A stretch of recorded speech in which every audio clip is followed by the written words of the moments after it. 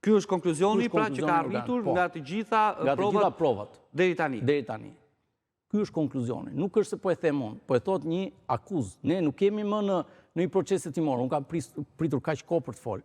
Kam pritur, i kam kundërshtuar ligjërisht, nuk kam folur asnjëherë për mjekësinë ligjore, por në rastin kur ka një akuzë konkrete, nuk mund të rrim pa folur, sepse mjekësia ligjore është një institucion, nuk është një institucion privat që datën 1 maj del dhe reagon për një avokat pse flet. Tani, sipas mjekësisë ligjore në atë reagim që ka bërë, pretendojnë që një avokat ka cënuar institucionin, dhe këto i shqyrtojnë gjykata dhe prokuroria. Po avokati ku është? Nuk do të flasi avokati sipas tyre. Ne kemi pritur kaq kohë që të flasim mjeko ligjor. Tani, çfarë ka konkluduar prokuroria? Pra, sepse që ta shpjegojmë, ju e thatë që ai është vrarë dhe në pas e kanë varën litar. Sa kanë marrë pjesë? A janë identifikuar dhe kush janë? Pra, 2 persona deri në këto momente që janë autor. Është shtetasi Recep Vathi në bashkëpunim me shtetasin Kejsi Spajllari. Janë qoftë me përgjime, qoftë me prova tjera rrethanore, por edhe me shenja ADN-e apo gjurma ADN-e në Çarçaf, ku është varur shtetasi Antonio Karajfili, sepse është marrë dhe ky Çarçaf nuk është kthyer nga prokurorët e mëparshëm, prokuroria e fundit që ka marrë dosjen e ka kthyer me kujdes në prezencë ekspertëve dhe ka konkluduar që ka gjurmë ADN të vlefshme. Dhe gjurmët ADN-s të vlefshme kanë konkluduar më pas në gjurmë të identifikueshme. Dhe në moment që është pyetur shtetësia Kejsi Spajllari nëse ka prekur Çarçafin apo jo, ajo ka deklaruar që jo, asnjëherë nuk e ka prekur. Dhe nga ka mohuar të ketë qenë në vend të ngjarjes.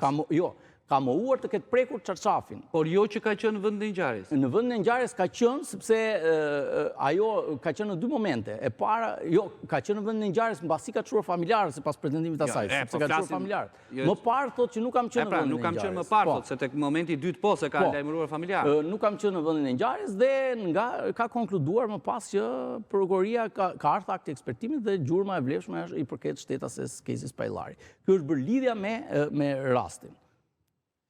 Pra, në këtë hetim të thelluar që ka bërë prokuroria, po përpos le të themi bisedave, se bisedat është një pjesë tjetër, ajo që mbetet janë gjurmët. Pra, prova kryesore që e lidh si të dyshuar Kejsi Spajllarin është se janë gjetur gjurmë ADN të Çarçafit. Që është provë shkencore, një lloj siç do ishin dhe aktet e ekspertimit mjekësisë ligjore. Gjithsesi, prokuroria ka urdhëruar dhe kryen një akt ekspertimi se kjo është më rënda në qytetin në Austri, pra përderisa mbaruan gjithë mjekoligjorët në Shqipëri, prokuroria është drejtuar Austrisë, ku ka konkluduar se ka vajtur një akt ekspertimi sipas dyshimeve të para që nuk është i saktë, është akt ekspertimi i krijuar po në Shqipëri dhe sipas kontakteve që janë marrë me mjekoligjorin në shtetin australian, rezulton që ai nuk e njeh fare si rast. Dhangozi, 30 sekondat e fundit se do të shkoj në një transmetim tjetër live.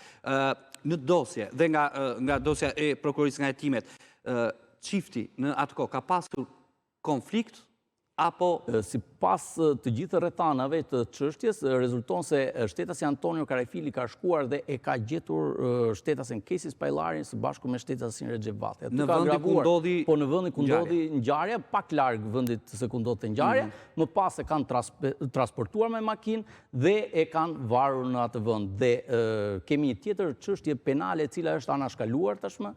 Çështja penale ka të bëjë është ndarë si procedim.